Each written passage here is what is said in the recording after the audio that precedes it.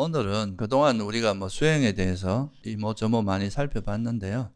그 중에서 일반적으로 이제 우리가 뭐 우리나라에서 화두선이라든가 연불이라든가 이런 건 주제가 하나로 딱 정해져 있기 때문에 하나의 주제만 가지고 수행을 하기 때문에 수행이 오히려 좀 단순하게 느껴지는 측면이 있는데요. 근데 이제 좀 우리가 위파사나 수행이나 이런 쪽은 그 주제가 상황에 따라서 약간씩 변하고 그러다 보니까 이제 그게 오히려 뭐를 어떻게 접근해야 될지 이런 거에 대해서 다소 헷갈릴 수도 있는 측면이 있는데요. 그래서 이제 그런 부분을 어떻게 이제 접근할 것인가 하는 거에 대해서 조금 다른 각도에서 한번 살펴보려고 합니다. 아무래도 뭐 주제가 이제 화두 수행이나 뭐 이제 이런 수행처럼 딱 한 가지만 가지고 그것만 계속 붙들고 있고 이러면은 일단 이제 우리가 수행을 이끌어 나가는 주제가 되게 단순하니까 그거에 대해서 좀 이해하기가 조금 상대적으로 쉬운 편인데요. 근데 우리가 일상에서 수행할 때는 그런 주제가 특히 이제 위파사나 수행에서는 그런 주제가 되게 다양하게 이제 우리 삶에서 펼쳐지기 때문에 뭐를 우리가 이제 주로 수행해야 되는지 이런 것들에 대해서 좀 분명하게 이걸 잡기가 좀 어려운 측면도 있죠. 그래서 그런 거에 대해서 좀 업의 관점에서 한번 살펴보면 좋을 것 같고요.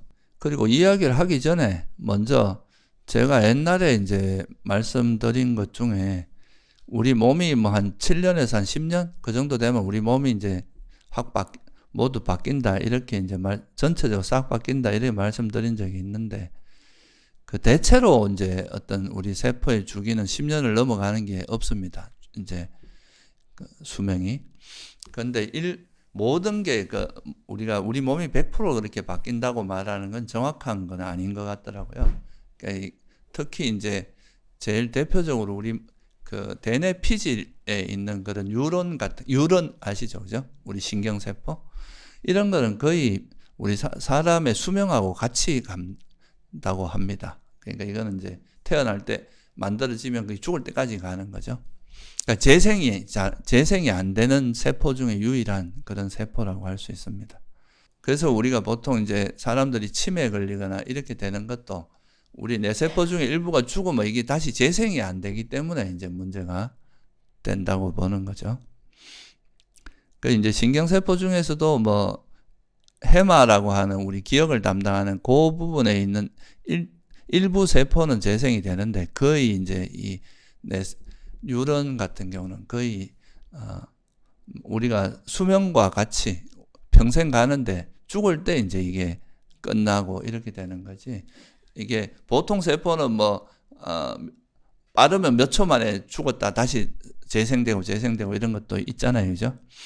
근데 특히 이제 우리 뇌세포, 대뇌 피질에 있는 이 뇌세포 같은 경우는 평생 간다. 이건 제가 좀 잘못 이야기한 거라서 바로 잡습니다. 그리고 이제 중도 수행의 측면으로 들어가 보면 우리가 중도 수행이라고 하는 거에 이제 한마디로 말하면 중도를 실천하는 수행법으로서 말할 수 있는 게 알아차림이라 그랬죠, 그죠?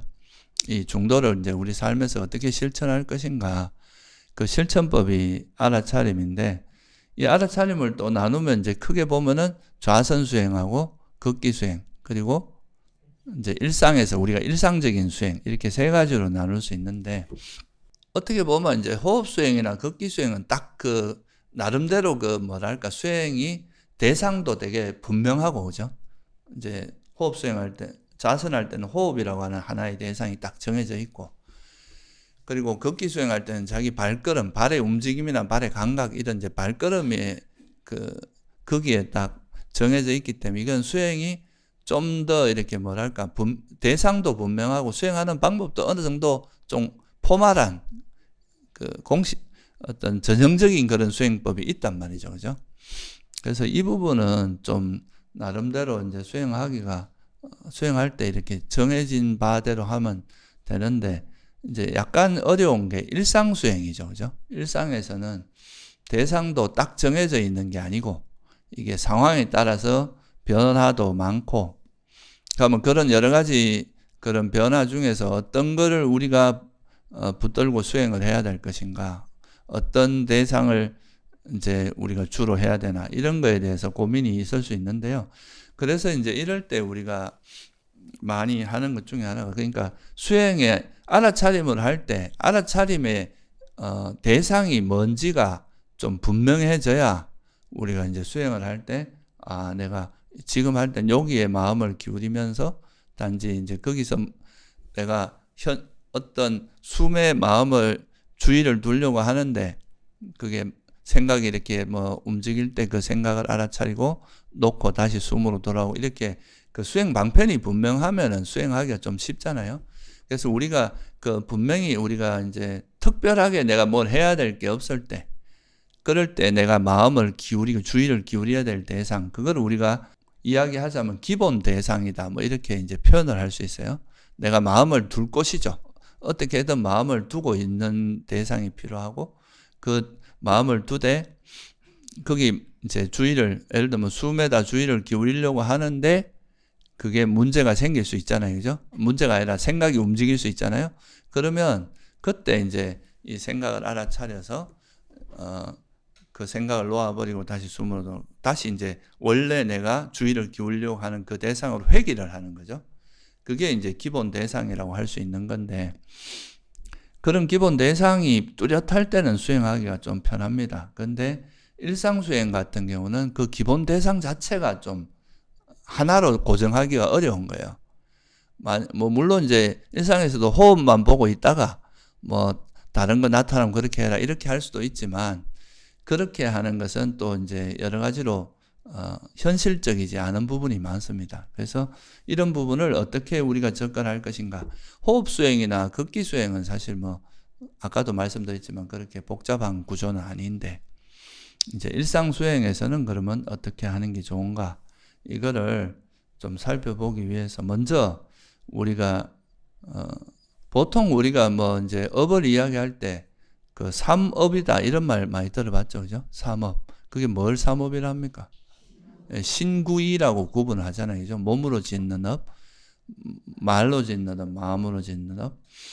그래서 그 업이라는 용어에 대해서 한번 살펴보면, 업이라는 게 원래는 이제 빨리어로 깜마라 하잖아요, 그죠? 깜마의 어근이 뭘 하다 이런 뜻입니다.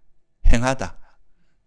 이제 그래서 그거를 깜마라는 게 문자적인 뜻으로 보면 행위를 뜻한다고 하잖아요, 그죠?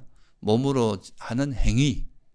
그러니까 어떤 행위를 하느냐, 이게 이제 그 뜻하는데, 이 행위를 불교에서는 그 행위 단순히 행위가 아니라 뭐로까지 이야기를 하냐면, 행위를 할 때 뭐로 보는 겁니까? 의도를 업이라고 이제 보는 거죠. 인도 당시에는 이제 그 몸 자체를 업으로 보는, 그 자이나교나 이런 데는 이제 그 몸 자체를 업으로 보고 이런 개념들이 있었단 말이죠. 근데 이 불교에서는 그런 행위 자체보다도 그 행위를 할 때의 의도를 업이라고 보는 거. 이게 이제 되게 일반 그 다른 데하고 좀 다른 측면이 바로 여기에 있는 거죠, 그죠? 그래서 이거를 잘 보면 결국은 우리가 업이라고 하는 건 어떤 행위를 하느냐 하고 관계가 있는 거예요, 그죠? 그 행위를 내가 뭐 말을 어떻게 하느냐, 또는 행동을 어떻게 하느냐, 그러니까 뭐 어떤 생각을 하느냐, 이런 거에서 단지 이런 행위가 일어날 때 그때 의도가 뭐냐, 이게 이제 되게 중요한 부분이죠. 그러니까 결국은 그 업이라고 하는 거는 자기가 어떤 행위를 하느냐, 그거에서 관계가 있는 거고, 그 행위를 할 때 우리 마음 상태, 그러니까 의도, 이게 이제 업이라고 보는 거라서, 그래서 이제 여기에 좀 초점을 맞춰 가지고 우리가 일상생활을 접근해 보면 좀 그 일상생활에서 나타나는 것들을 조금 이렇게 한 3가지 파트로 나누어서 좀 접근이 가능하다. 그러니까 예를 들어서 이제 3가지가 뭐냐면, 말로 짓는 업과 이제 신구이라고 하잖아요, 그죠? 몸으로 짓는 업, 그다음 말로 짓는 업, 그다음 마음으로 짓는 행인 업인데, 그래서 이런 이제 업을 짓는다는 것은 결국은 이제 그런 행위를 할 때 그런 업이 일어나는 건데, 이 상황에서 우리가 그러면 어떻게 이제 수행을 할 것인가, 이거를 한번 살펴보면, 그러니까 내가 이제 몸과 말과 마음으로 어떤 행위를 하느냐가 업하고 이제 밀접한 관계가 있는 거죠, 그죠? 그래서 그때 내가 만약에 몸으로 하는 행위에서 뭔가 나와 남에게 해를 끼치고 괴로움이 일어나게 하는 그런 의도가 들어가면 이거는 해로운 업이 되는 거고, 그렇지 않은 나와 남에게 이익이 되는 그런 쪽으로 가면 유익한 업이 되는 거고, 이런 거기 때문에 거기에 기준으로 한번 생각을 해보면요. 그래서 이거를 가지고 우리가 뭐에 초점을 맞춰서 수행을 할 것인가, 이거를 한번 생각해 볼 수가 있겠죠. 그죠? 그러니까 호흡수행이나 극기수행은 기본적으로는 우리가 수행을 할 때 제일 기본적으로 우리가 마음을 두는 것은 몸이라고 했잖아요. 그죠? 우리가 몸을 기반으로 해서 그 몸에 이제 우리가 주의를 기울이는 걸 기본적으로 해서 거기서 이런 생각이 움직이면, 이 생각이 움직인다는 건 또 업으로 치면 뭐에 해당하겠습니까? 신구이 중에 의업에 해당하겠죠. 그죠? 마음의 업에 해당한단 말이죠. 그럼 이 마음의 이 생각, 이제 내가 몸에다 주의를 기울이려고 하는데 이런 생각이 또 움직이는 거는 이 의업이 이제 불선하게 일어나는 경우가 있을 거 아니에요. 그죠? 그러면 이거를 이제 알아차리고 또 놓고 다시 돌아오는, 이게 이제 호흡수행이나 극기수행 같은 경우는 기본적으로 이제 우리가 마음을 청정하게 하는 것도 있지만, 이거는 우리가 딱 정해진 그 호흡이나 발걸음에다 마음을 둠으로써 내가 삼매를 닦으면서 그 과정에서 우리 마음을 정화하는 이런 방식으로 수행을 하는 거죠. 그죠? 그래서 이거는 이제 기본적으로 우리가 몸 행위, 호흡도 몸의 일부잖아요. 그죠? 몸의 행위란 말이죠. 그리고 발걸음도 몸의 행위죠. 그죠? 그러니까 호흡과 발걸음이라고 한 여기에다가 기본적으로 주의를 기울이면서 우리 마음의 업을 청정해가는 이런 과정이라고 볼 수 있겠죠. 그죠? 그래서 이거는 이제 우리 몸의 행위를 기본 대상, 특히 그 중에서도 호흡과 발걸음을 기본 대상으로 해서 우리 마음을 정화해가는 그런 수행이다. 그래서 이런 수행을 하다 보면 이제 호흡과 발걸음에다 주의를 두면서 생각이 이렇게 딴 데로 움직이게 만드는 이 생각이 주로 이제 장애를 기반으로 일어나는 생각이니까 이거는 해로운 업이잖아요. 그죠? 해로운 이거를 놓고 이제 숨으로 돌아오면서 바른 삼매가 개발되는데, 아무래도 이때는 호흡수행이나 극기수행은 삼매를 닦는 게 이제 기본적인 목적이기 때문에 아무래도 수행하는 도중에는 이걸 알아차리고 나서 이 마음의 업 이거를 너무 이렇게 깊이 들여다볼 시간이 좀 없는 거죠. 왜냐하면 알아차리고 다시 숨이나 이제 발걸음으로 돌아와야 우리가 삼매를 닦을 수 있잖아요. 그죠? 그냥 단지 이게 어떤 장애인지, 그러니까 그 정도만 알고 아주 기본적인 거에서 그냥 알아차리기만 하고 다시 이제 숨으로 돌리는 또는 발걸음으로 돌리는 이런 방식으로 수행을 하잖아요. 그러니까 이때는 이제 수행 중에는 삼매를 닦는 거에 좀 포커스가 맞춰지고, 그 다음에 이제 나중에 수행이 끝나고 나서 내가 그때 수행할 때 내가 알아차린 내용, 예를 들어 뭐 들숨 날숨도 알아차리고, 뭐 몸의 감각, 몸의 통증이나 이런 것도 알아차릴 수 있고, 또 오장애나 또 이게 버려졌을 때 마음이 고요하고 편안한 이런 거, 삼매 이런 거를 우리가 알 수 있잖아요. 그죠? 그리고 나면 그러니까 이제 호흡수행이나 극기수행이 끝나고 어느 정도 일정 시간이 끝나고 나서 내가 그 수행했던 걸 돌아보면서 그때 일어났던 이런 것들이 다 이렇게 숨도 우리가 사실은 이렇게 숨의 대상도 되지만 숨도 이렇게 가만히 보면 우리 몸도 이 감각도 계속 고정된 게 아니라 변하고 있었고, 숨도 들숨과 날숨 이게 계속 숨이 변하고 있는 거잖아요. 그죠?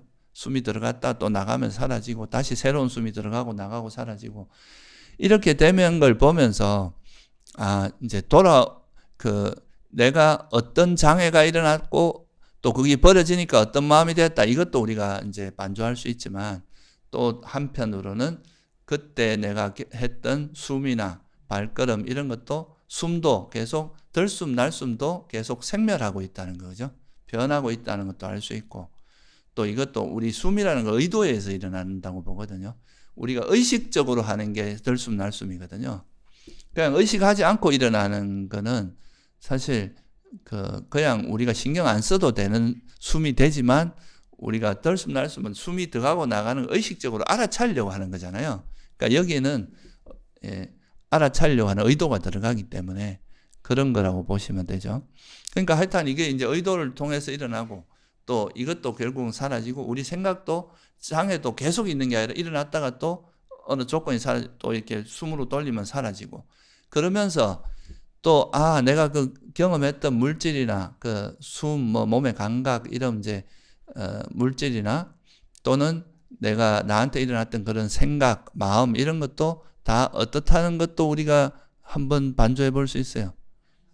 계속 변한다는 거죠. 일어났다 사라지고 변하는 고정된 게 아니라 변하고 있었다는 거. 이런 걸 통해서 이제 무상 내 숨이라든가 숨도 이렇게 들어갔다가 다시 안 나오면은 사실 나왔다가 다시 안 들어가면 죽는 거잖아요. 그죠? 숨 한 번 쉬는 거에 따라서 우리가 이제 숨이 우리 목숨이 끝날 수도 있고 이것도 무상한 거고 우리 몸이라는 게 참 그렇게 숨이 끊어지면 죽을 수밖에 없고 그런 걸 이해할 수도 있고 우리 생각들이 계속 장애가 고정된 게 아니라 생각도 계속 변하고 있다는 거를 이게 일어났다가 이거를 알아차리고 숨으로 돌리는 순간 이 생각은 또 사라져 버리잖아요. 그런 것들을 보면서 이게 또 무상고무화에 대한 통찰도 조건에 대한 통찰이나 무상고무화에 대한 통찰도 이어지겠죠. 그죠? 그러니까 이러면서 이제 우리가 경험하고 있는 그 현상들이 결국은 이게 사라지기 마련이구나. 계속 변하고 있다는 것을 통찰할 수 있겠죠. 그죠? 그러니까 이것도 단순히 그냥 사마타만 하는 게 아니라 사마타 하면서 이런 반조 과정을 통해서 우리가 이 생각이라는 어차피 사라지기 마련이기 때문에 이거를 신경 쓰지 않고 놓아버리고 다시 숨으로 돌아오는 이런 지혜를 쓰고 있잖아요. 그죠? 그런 과정에서 지혜도 같이 성장하고 있다는 거죠. 그래서 그렇게 하면서 우리가 숨이라고 하는 하나의 그 방편, 이거를 가지고 하지만 이걸 통해서 우리 마음이 계속 정화되어 나가고 지혜가 성장해가는 의업이 청정해가는 과정을 거치는 거죠. 그죠? 주로 이제 호흡이나 극기수행은 삼매가 주가 되지만 결국 이 바른 삼매에 들기 위해서는 또 지혜가 계속 서포트를 해줘야 되잖아요. 그죠? 이 무상고무화에 대한 지혜가 있어야 이런 생각을 쉽게 놓을 수 있고 원래 우리가 검어지는 걸 놓는 지혜가 무상고무화에 대한 지혜거든요. 그래서 이걸 검어진 것을 놓기 위해서는 또 그렇고 또 이거를 우리가 이런 수행 과정에서 끝나고 나서 보면 내 숨도 그렇고 내 생각도 그렇고 계속 변한다는 것을 돌이켜서 다시 또 들여다볼 수 있죠. 그러면 또 거기서 또 무상고무화에 대한 지혜가 깊어지고 이런 지혜가 깊어지면 깊어질수록 우리 마음은 또 어디로 갑니까? 결국은 염오, 이욕, 해탈 이런 쪽으로 가겠죠. 그죠?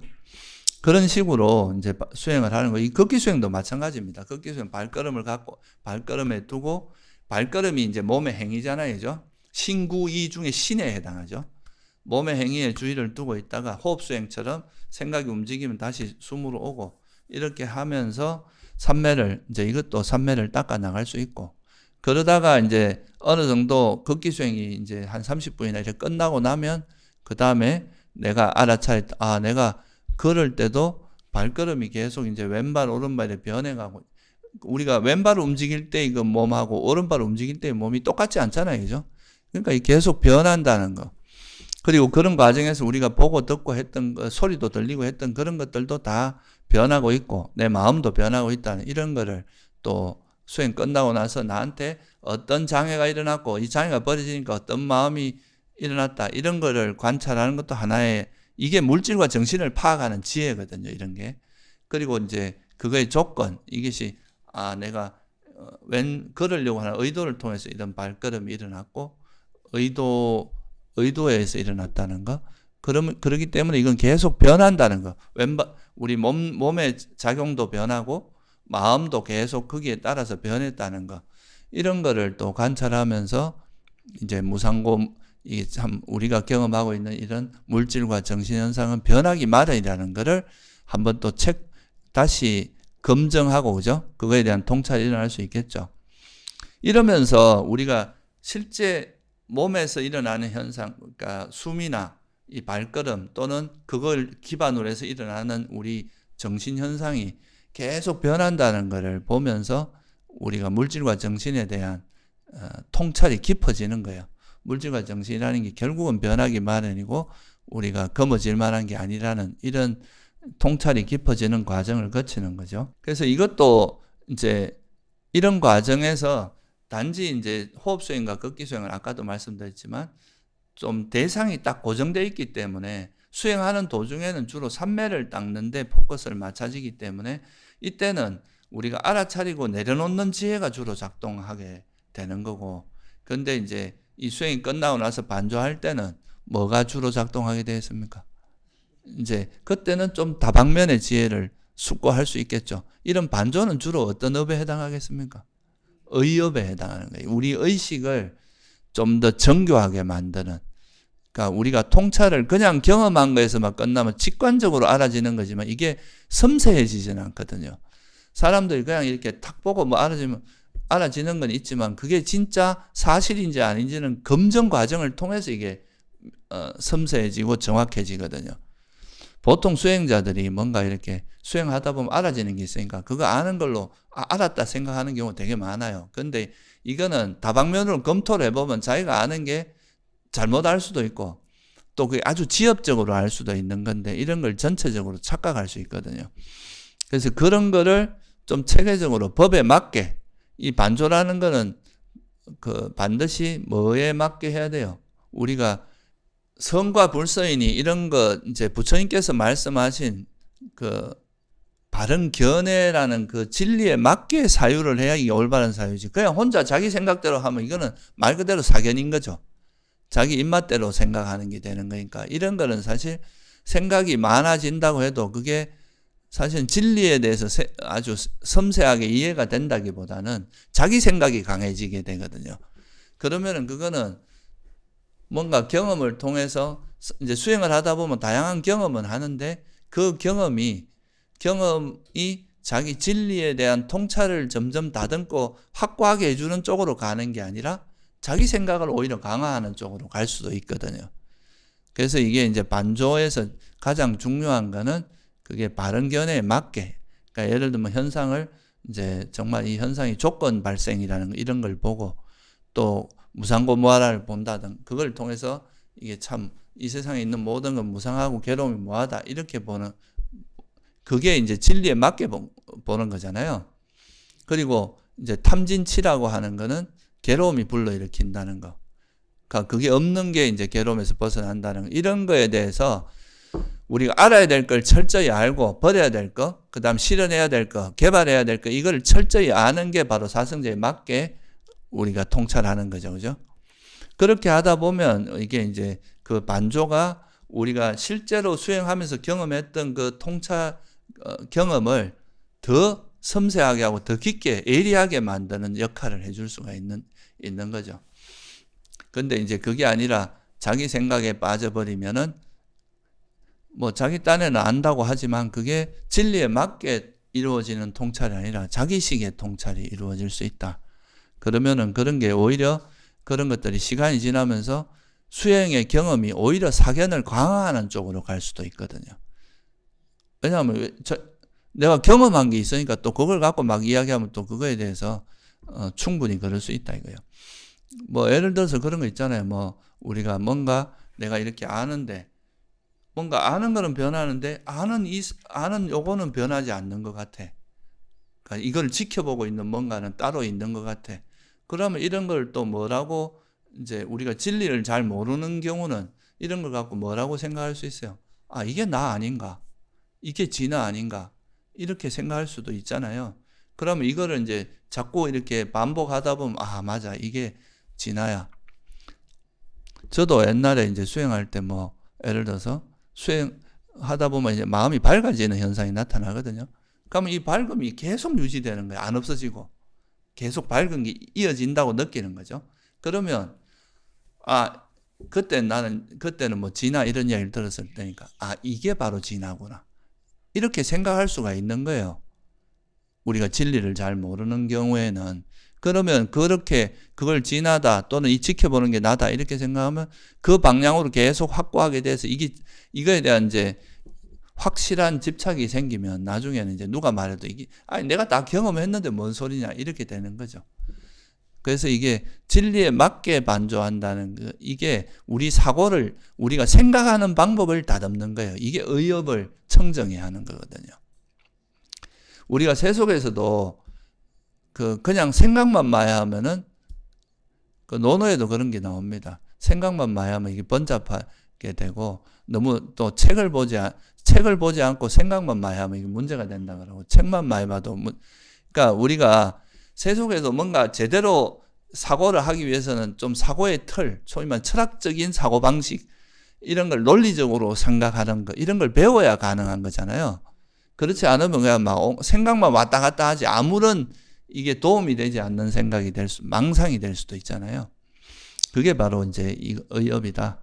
그래서 이게 사실은 우리가 몸과 신구의라고 할 때 몸과 말로서 행위를 하지만 이 행위를 이끌어내는 게 또 뭐예요? 의도잖아요. 그러니까 마음으로서 이게 말도 마음에 작용해서 하는 거고 행동도 의도한 뒤 행동을 하는 거 아니에요. 그죠? 그래서 보면 업을 이야기할 때 의도한 뒤 몸과 말과 마음으로 업을 짓는다. 이렇게 이야기한단 말이죠.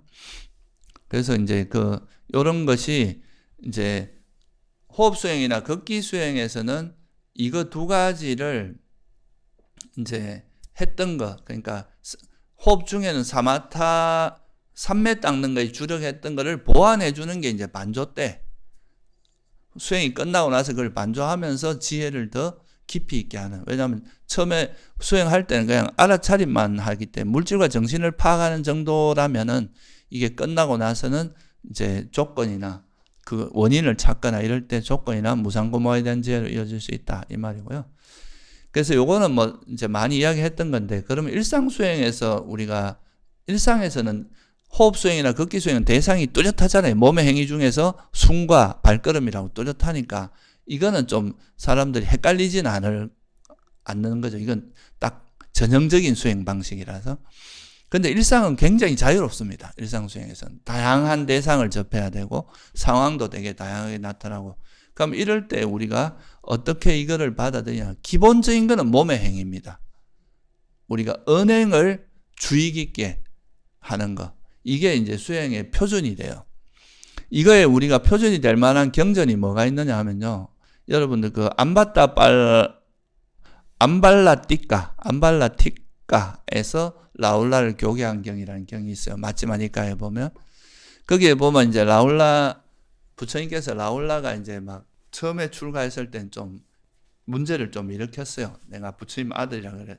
부처님의 아들이니까 말도 잘 안 듣고 자기 멋대로 하고 이런 게 있어갖고 그래서 부처님께서 이제 그거를 경책하는 장면에서 그렇게 나오는데 그래서 이 거울 비유를 하면서 겨울의 용도가 뭐냐? 거울은 뭐 하는 거예요? 비추어 보는 거잖아요. 그러면 이때 비추어 볼 때 뭘 비추어 보느냐 하면은 내가 몸으로 행위를 할 때 어떻게 하는지를 비추어 보고 말로서 하는 신구의 삼업으로 그러니까 행위를 할 때 몸과 말과 마음으로 행위를 할 때 그때 내가 하는 행위가 나한테도 이익이 되고 남에게도 이익이 되는지 또 만약에 나에게도 해가 되고 남에게도 해가 되는 행위는 멈추라 그랬고 그렇지 않으면 해야 되고 또 하기 전과 하는 동안과 하고 난 후에도 그거를 반조하라 그랬거든요. 항상 그런 마음을 거기에 주의를 두면서 언행을 해라. 몸과 말과 마음으로 행동을 해라. 이렇게 말씀하셨단 말이에요. 그러니까 이게 사실은 이제 위파사나의 가장 큰 틀에서 기준이 될 수 있다. 우리가 어떤 행위를 할 때, 호흡수행이나 걷기 수행은 딱 정형화된 수행이기 때문에 그거는 이제 좀, 거기서는 우리가 일상 속에서 하던 거를 총정리한다는 의미도 있고 좀 더 집중적으로 수행해서 우리 마음에 이제 삼매 힘도 키우고 지혜도 더 예리하게 만드는 이런 쪽이라면은 그게 또 일상으로 돌아와서 일상 속에서 검증되는 과정이기도 하거든요. 그래서 우리가 일상 속에서는 뭐 어떤 특정한 주제를 딱 정해놓고 하는 게 한다기보다 현재 내가 하고 있는 그 행위가 있을 거 아니에요. 그죠? 뭐 말로서 하는 행위도 있고 몸으로서 하는 행위도 있고 또 사고하는 거. 이렇게 세 가지로 나눌 수가 있단 말이죠. 그럴 때 내가 이 행위를 할 때의 내 마음 상태가 청정한지 아니면 오염되어 있는지 이거를 주의 깊게 보는 거죠. 끊임없이 자기를 돌아보면서 돌아본다는 것 기본은 알아차림이거든요. 자기를 자각하는 거겠죠. 그죠? 자각하는 게 첫째고 알아차린 다음에 그 행위가 잘못됐으면 멈추고 이게 만약에 올바른 거면 계속 지속하고 이런 걸 하는 걸 끊임없이 돌아보는 힘이 있어야 된다. 그리고 이제 호흡수행이나 극기수행은 그 수행하는 동안에는 일단은 놓아버리고 끝나고 나서 반조를 하는 식으로 수행을 한다면, 왜냐하면 이거 삼매를 좀 닦아야 되니까. 근데 일상수행에서는 굳이 그럴 필요가 없는 거예요. 내가 만약 지금 번뇌가 일어나면 이 상황에서 필요하면은 그때 반조를 해서 이 번뇌를 내려놓는 쪽으로 작용을 해도 상관없다 이거죠. 왜냐하면 그 순간에 우리가 그 의업을 청정하게 하는 게 중요한 거기 때문에. 이거는 수행 끝나고라는 개념이 좀 명확하지가 않잖아요. 그죠?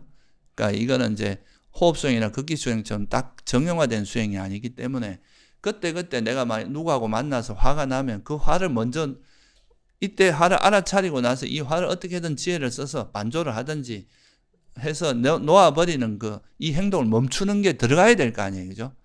화 다 내고 나서 나중에 이렇게 할 수가 없잖아요. 우리가 뭐 호흡수행이나 극기수행 그때 뭐 번뇌가 일어났다고 큰 문제가 되는 게 아니란 말이죠. 그때는 앉아있고 뭐 그냥 그런 거니까. 근데 일상 속에서는 우리가 직접 경계를 부딪히고 있는 상태이기 때문에 그때그때 처리를 하는 게 필요하겠죠. 그죠? 그래서 일상수행은 좀 더 위파사나에 가까운, 위파사나적인 요소가 훨씬 강한 겁니다. 그때그때 지혜를 적용해서 언행을 알아차리면서 그때 지혜롭게 행위를 할 수 있도록 해야 되거든요. 그래서 이거는 이제 어떻게 보면 그래서 일상수행은 위파사나적인 요소가 강하다고 하는 거고, 그러면 여기서 우리가 아까 말했듯이 기본적으로는 몸의 행위에 대해서 하는데 몸의 행위 중에서도 특히나 그죠? 이게 말로 짓는 게 또 문제 일으키는 게 엄청나게 많잖아요, 우리 삶에서. 그래서 말할 때와 말할 때 외에 이제 몸의 행위, 그리고 또 한 가지는 뭐냐면 여러분 일상 속에서도 책을 보거나 아니면 뭐에 대해서 깊이 숙고할 때도 필요한 때가 있잖아요, 그죠? 우리가 뭐 반조하는 것도 깊이 숙고하는 거잖아요. 이럴 때는 순수하게 뭐가 되겠어요? 이건 이제 의업에 좀 해당하는 거고, 근데 일반적으로는 언행, 말과 행동, 몸으로 행동을 하는 과정에서 이 행동이 올바른지 안 한지, 이 행동이 적절한지 않은지 이거를 계속 알아차리고 그때 내 욕망이나 장애가 달라붙는지 아니면 지혜가 있는지 이런 거를 알아차려서 하는 이 과정은 이제 소위 말해서 마음을 청정하게 하는 거죠. 그래서 그렇게 이제 수행을 한다면 첫 번째 우리가 일상 수행 속에서 우리가 첫 번째로 주의 깊게 생각해야 될 게 뭐겠어요? 대화예요, 대화. 말하는 거. 그죠? 구업을 청정해야 하는 거죠. 그러니까 이게 말이라는 게 이제 인간관계에 있어서는 굉장히 중요한 역할을 하기 때문에 이 말하기 전에 자기 의도, 또 말할 때 말을 하는 과정에서 일어나는 의도, 마음 상태, 의도가 결국 이제 마음 상태죠. 그죠? 그리고 이제 또 말 끝나고 나서의 자기 마음 상태, 이런 거를 잘 계속 돌아보면서 알아차리면서 말을 하게 되면 이게 구업과 이 말을 하는 과정에서 우리 마음도 청정하게 하고, 또 이 말을 잘하면 마음도 또 청정해 같이 좀, 우리가 뭐가 뭔지 몰라도 구업을 잘 이렇게 말을 잘함으로써 우리 마음도 또 안정되는 게 있고, 또 마음을 청정하게 함으로써 말을 잘할 수 있게 되는 게 있잖아요. 그죠? 지혜롭게 함으로써. 그래서 일상수행 속에서 첫 번째 우리가 주의를 기울여야 될 건 뭐라고 보는 거예요? 말할 때. 이 대화가 되게 중요합니다. 그래서 말에 주의를 기울이면서 이때 말에서 이제 결국은 일상에서는 우리가 마음 자체를 관찰하는 것도 있지만 대체로는 언행, 그죠? 말하는 것과 행동, 이 두 가지를 주의 깊게 살피면서 이 언행이 오염되지 않도록 하는 거. 이게 제일 중요하기 때문에 첫 번째는 말을 할 때는 말이 기본 대상이 됩니다. 말에 주의를 기울여야 돼요. 내가 말하는 것에 주의를 기울이고 타인이 말할 때 듣는 거죠. 그러면 이건 보통 경청이라고 하잖아요. 타인의 말을 듣는 거에 주의를 기울이면서 그때 자기 마음 상태가 어떤지를 살피면서 내가 만약에 이제 말을 하는 도중에 내 마음에 악의가 있다. 이럴 때는 어떻게 해야 되겠어요? 말을 하려고 하는데 멈춰야 됩니다. 이 악의를 가지고 말을 하면 거친 말이 나오고 상대에게 상처 주는 말이나 또는 뒷담화, 이간질하는 거죠. 뒤에서 계속 화나면서 무리지어갖고 막 서로 남 욕하고 이렇게 되는 그런 게 우리 마음에 굉장히 안 좋은 영향을 많이 주거든요. 그러니까 이제 그런 거를 내 마음에 내가 만약 그런 걸 하고 있다 하면 이때는 말을 하는 걸 살펴보니까 이게 말이 계속 남의 험담이고 좀 거칠게 이래 말을 한다. 이러면은 멈춰야 되겠죠. 말을 하기 전에 그러면 아예 말을 안 해야 되고 말을 하는 도중에도 내가 말을 하다 보면 또 화가 나서 또 그렇게 될 수도 있잖아요. 그러면 이것도 멈춰야 되고 그리고 이제 말하고 나서 내가 뭔가 잘못한 게 있으면 뭐 돌아봤는데 그때 내가 너무 화가 나서 막 정신없이 말을 했구나. 이러면 또 그거를 돌아보면서 그런 걸 다시 반복하지 않도록 해야 되겠죠. 그죠? 아니면 뭐 사과를 한다거나. 그러니까 이게 이제 말을 하는 거에 대한 우리가 말이라는 행동에 말이라는 그 행위에 주의를 기울이면서 그 말을 하기 전과 말을 하는 도중과 말을 하고 난 후에 자기를 돌아보면서 이게 이제 부처님께서 아까 라울라에게 가르친 거거든요. 그 말을 하는 전과 하는 도중과 행위에서 내 마음에서 그런 탐진치가 있거나 그러면은 그걸 빨리 알아차려서 그 행동을 행위를 멈추도록 해야 되고 그렇지 않고 만약에 이제 선한 마음으로 한다면은 그거는 이제 유익한 거니까 그거는 지속하는 방향으로 하고 그렇게 하면 되겠죠. 그죠? 그래서 우리가 이런 거를 잘 하게 하기 위해서 우리가 5개를 보면은 그 중에 네 번째 개가 뭡니까? 거짓말 하지 말라고만 돼 있지만 그게 사실 8정도에서도 두 가지가 있잖아요. 바른 말, 바른 행위라고 하는 바른 말이 8정도에도 그 8가지 요소 중에 하나가 들어갈 만큼 굉장히 중요한 요소라는 거예요. 그러니까 바른 말을 하는 거. 거기에 이제 사실은 거짓말만 하지 말라고 돼 있지만 거기에 이간질하는 거, 또 거친 말, 쓸데없는 말 이런 게 다 포함된 겁니다. 거짓말로 대표격으로 한 거고 그래서 거기에서는 이렇게 하지 않고 이제 말을 하는 연습을 해야 되는 거죠. 이 말이라는 거는 굉장히 한번 내뱉으면 그게 상대에게 되게 큰 상처를 줄 수도 있고 다시 주워 담기가 좀 어렵잖아요. 그러니까 이 말을 좀 신중하게 하는 거. 그리고 사람들은 자기가 막 남들한테 이런 이야기를 할 때 그게 이거 내가 너한테만 하는 이야기다 이렇게 이야기하지만 그 속에서만 하는 거라고 생각하지만 이게 결국은 말은 돌고 돌아서 돌아옵니다. 다 그 본인에게 들어가게 돼 있어요. 그래서 이런 거를 그렇게 하지 않고 자기가 말할 때 신중하게 하고 항상 자기 말의 주의를 기울여서 알아차리면서 그 말의 전과 말을 할 때와 후가 청정하도록 그 유익한 말로 될 수 있도록 하는 거 그게 중요합니다. 그래서 그게 또 부처님께서 그래서 말할 때 항상 그 3가지 원칙이 있잖아요. 그죠? 사실이 아니면 말하지 마라. 그러니까 추측성 발언을 함부로 저도 절에 들어와서 보면요. 이 스님들도 그렇고 수행자들도 그렇고 이게 이제 수행하다 보면 좀 자기 지혜를 뽐내고 싶은 마음이 되게 강해져요. 지혜 자랑을 많이 하는 거죠.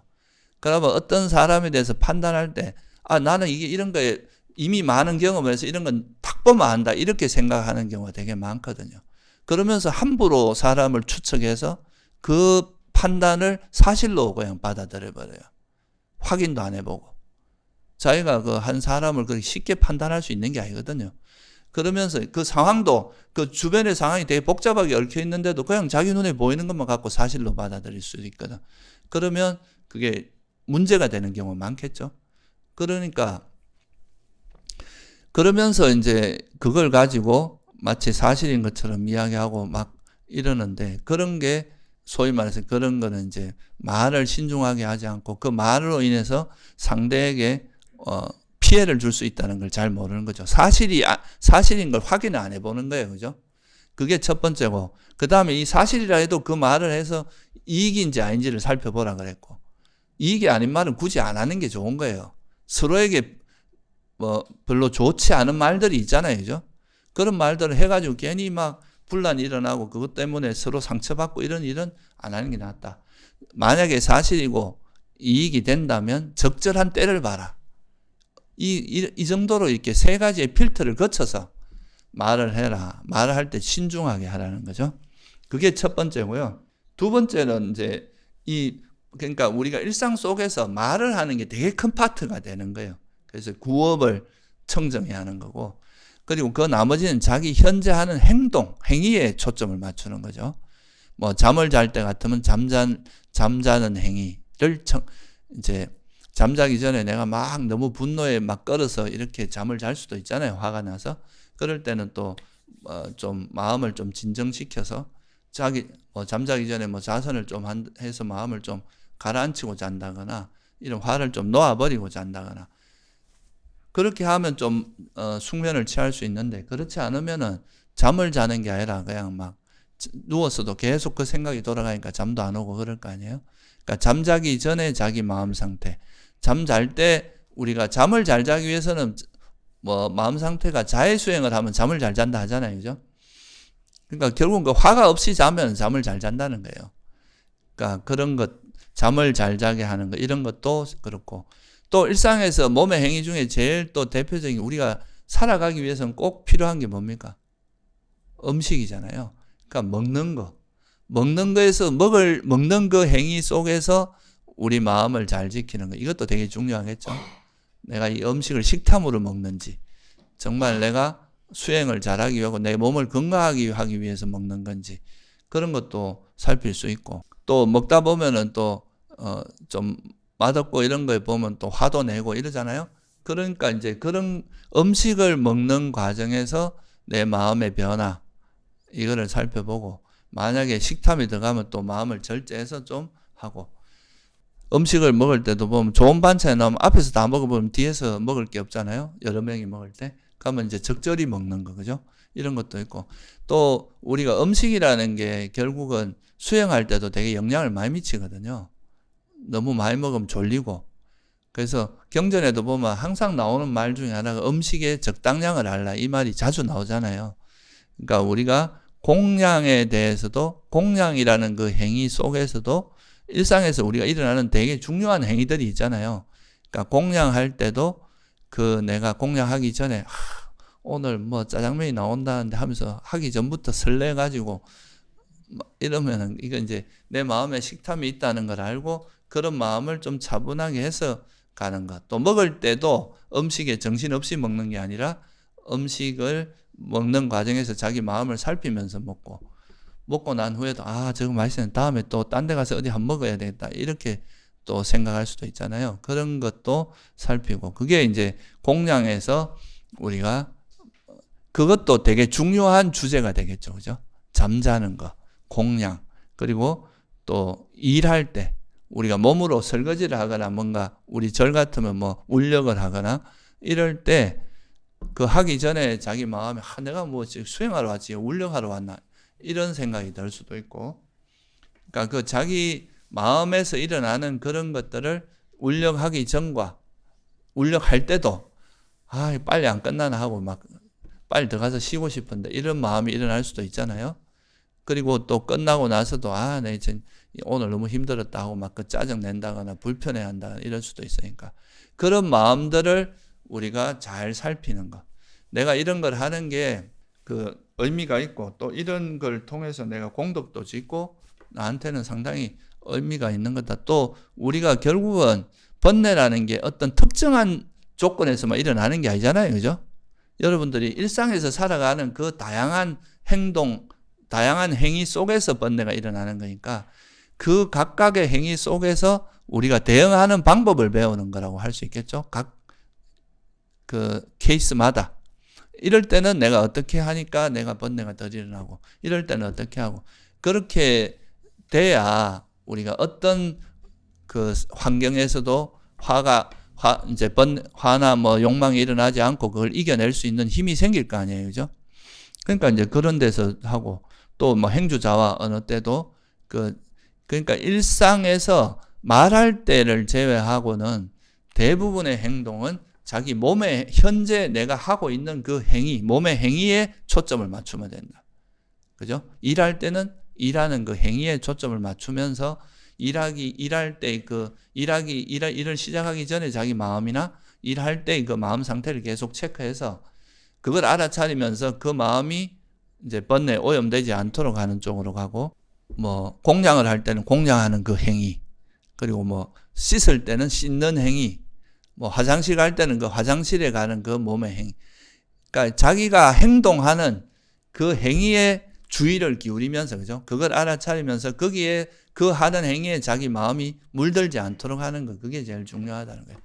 뭐 예를 들면 뭐 우리가 이제 미얀마나 이런 데서는 탁발을 나가잖아요. 그 탁발을 가는 그 행위도 그 속에서 내가 그 주변에 휩쓸리지 않고 오직 그 탁발하는 그 행위에 마음을 두면서 거기에 내가 이게 막 되게 더울 때는 짜증도 나거든요. 그런 짜증 나면은 그런 짜증을 알아차리고 그 마음을 놓아버리고, 그리고 또 맨발로 다니거든, 보통 이제 탁발은요. 그럼 발이 되게 아픕니다. 발이 콕콕 찔러요. 돌 같은 게 있으면.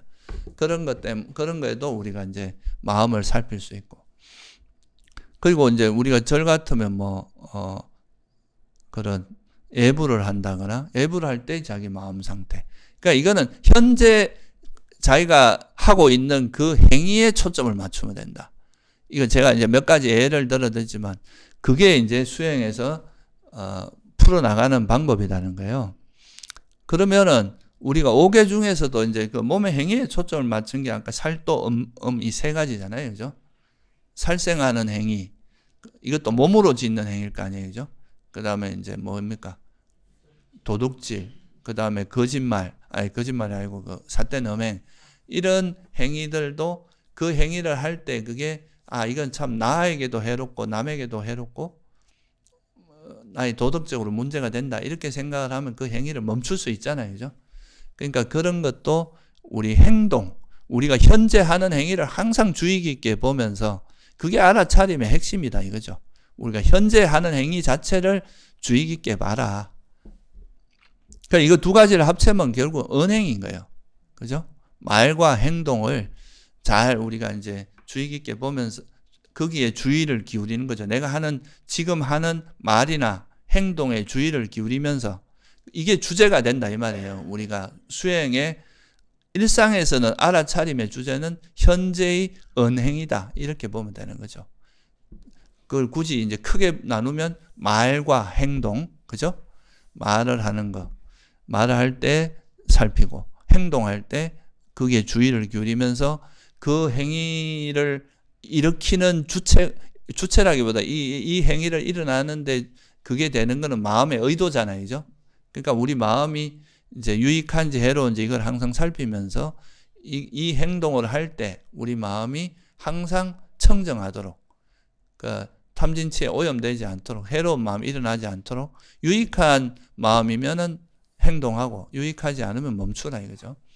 근데 만약 이렇게 하다가 만약에 이제 번뇌가 일어나거나 해로운 마음이 일어날 때는 여러분들이 그걸 알아차리고 어떤 지혜를 동원해서든 간에 이걸 어떻게 해야 됩니까? 놓아버리도록 해야 돼. 이게 반조하는 겁니다.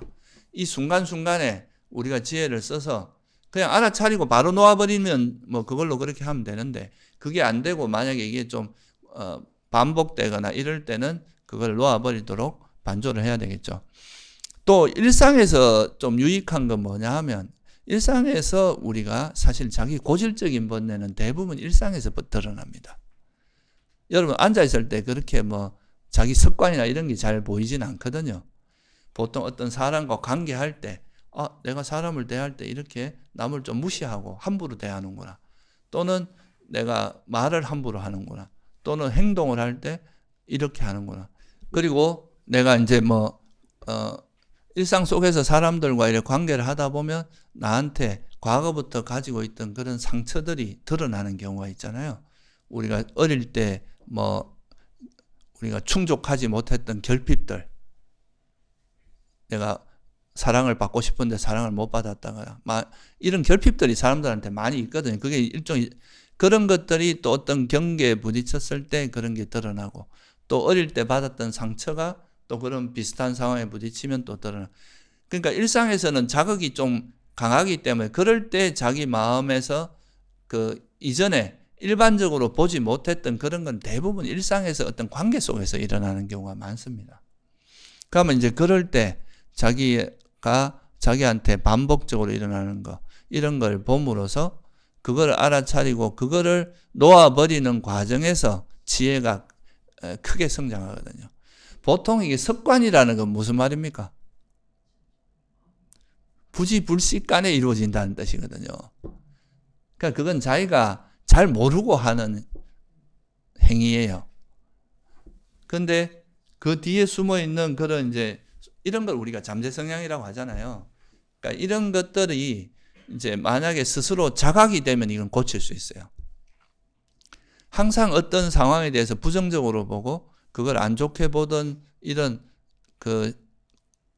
것이 습관화되어 있다가 이거를 좀 다르게 보는 방법. 그러니까 예를 들면 옛날에는 이런 불교를 만나기 전에는 내가 마음에 안 드는 거 있으면 짜증내고 화내고 하던 것들을 화내지 않고 자애로서 대하는 걸 한 번이라도 전환을 해보면 내가 이런 습관이 있구나.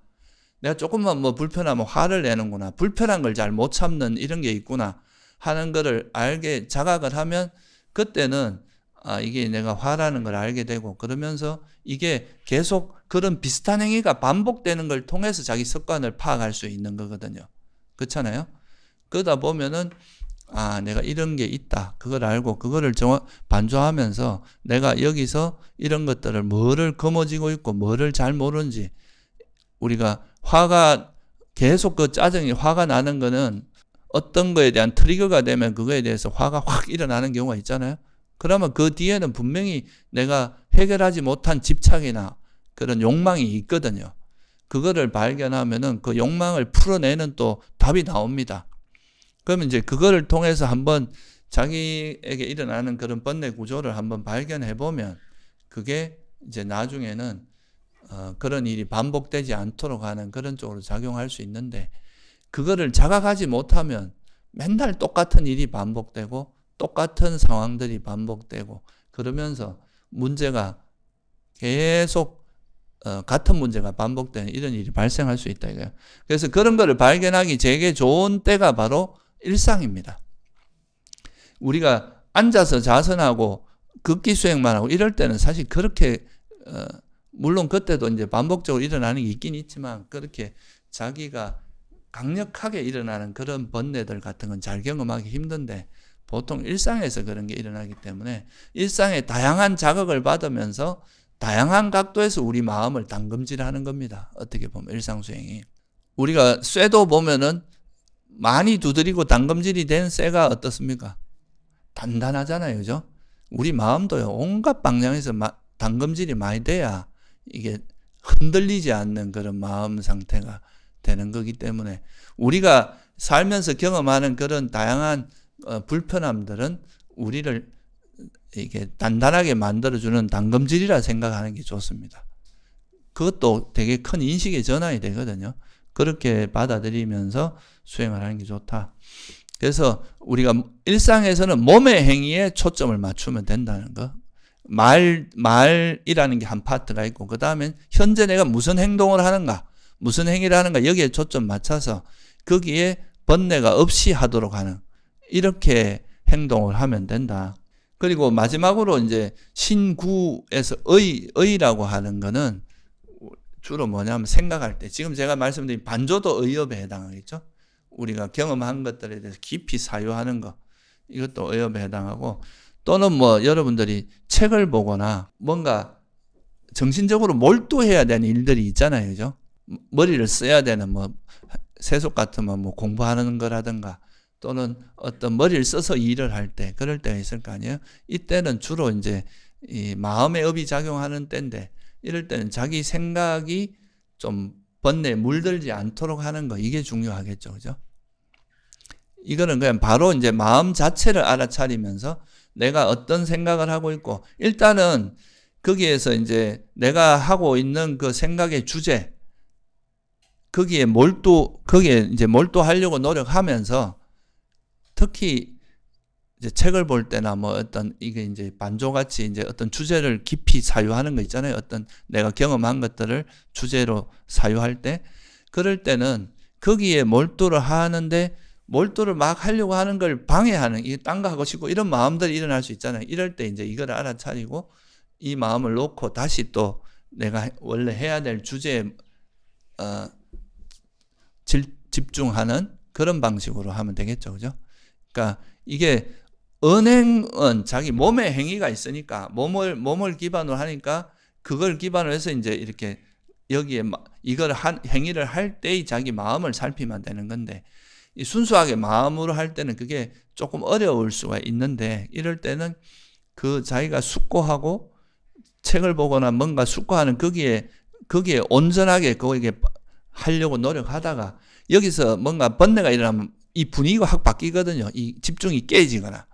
그럴 때 이제 그걸 알아차리고 그 방해 요소를 제거하고 다시 집중하는 식으로 이렇게 수행을 하면 되겠죠. 그죠?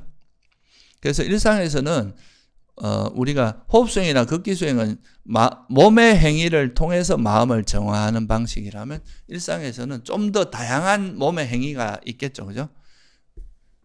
뭐 호흡수행은 뭐 호흡밖에 없고, 극기수행은 발걸음밖에 없지만, 우리 일상 속에서는 걷는 것도 있고, 뭐 또 말하고 행동하고, 그 밥도 먹고 일도 하고 다양한 행위가 일어나는데, 그때의 말과 현재의 자기 행위에 집중하면서 이제 행위에 주의를 기울이고 알아차리면서 우리 마음을 정화하는 방식으로 수행하면 되고, 또 이제 아까 말씀드렸듯이 이런 몸의 행위하고 좀 동떨어져서 우리가 생각으로 아주 숙고하거나 깊이 생각해야 될 때, 이때는 생각에 집중하라는 거예요. 오히려 그러면서 거기에 좀 뭐 딴 생각이 움직이거나 하면 다시 그 생각으로 돌아오고, 이렇게 하면 우리가 특히 아까 말씀드린 반조도 여기에 속한된다 그랬죠. 그죠? 그렇게 함으로써 우리가 일상생활에서도 수행을 이끌어갈 수 있다. 결국은 우리가 수행한다는 것은 신구이 삼업을 청정히 하는 거예요. 그러니까 그 하는 방식이 이제 그거의 구체적인 방법론이 알아차림이, 왜냐하면 이 행위를 할 때 자기가 어떤 식으로 행위를 하고 있는지를 알아차려야, 이걸 정확히 알아차려야 그러니까 해로운 거는 멈추고 유익한 거는 계속 지속할 수가 있을 거 아니에요. 그죠? 그래서 그거를 하는 데 있어서 이제 기본적으로는 언행이 중심이 되는, 언행에 주의를 기울이면서 마음을 정화하는 게 좀 편하고, 그런 게 없을 때는 그냥 그 마음 자체에서 어떤 번뇌가 일어나는 거 알아차리고 내려놓는 식으로 수행을 하면 된다. 그래서 이거를 이제 그 아까 말씀드린 경전에 보면 라울라여 이를 어떻게 생각하느냐, 거울의 용도는 무엇인가 비추어 보는 것입니다. 세존이시여 라울라여, 그와 같이 지속적으로 반조하면서 몸의 행위를 해야 하고, 지속적으로 반조하면서 말의 행위를 해야 하고, 지속적으로 반조하면서 마음의 행위를 해야 된다. 여기 반조에는 알아차림과 그거에 대한 숙고, 반조, 이게 두 가지가 다 포함되어 있는 겁니다.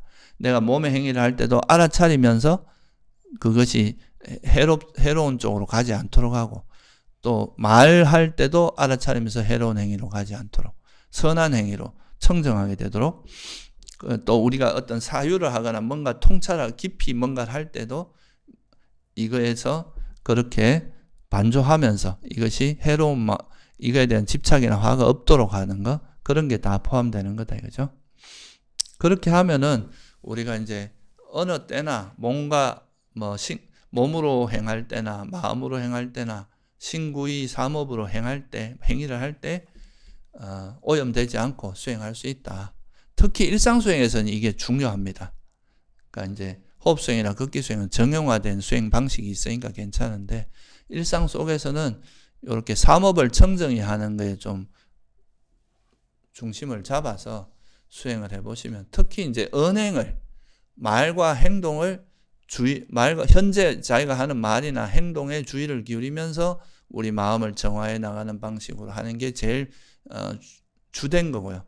그 중에서 이제 마음만으로 하는 거는 이제 숙고할 때, 깊이 숙고하는 거, 이럴 때는 이제 또 일종의 반조가 거기에 포함되겠죠. 그럴 때는 마음의 업을 청정히 하는 거다.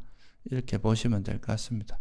그래서 여러분들 뭐 지금까지 수행에 대해서 제가 이제 중도 수행에 호흡 수행이나 걷기 수행, 일상 수행 세 가지로 나누어서 설명을 드렸는데, 또 일상 수행할 때는 이렇게 신구이 삼업을 가지고 한번 생각을 해보시면 우리가 삼업을 청정히 하는 이런 관점에서 접근을 하면 수행에 좀 방향성이 조금 더 정리가 되지 않을까 생각을 듭니다. 예, 오늘은 여기서 마치도록 하겠습니다.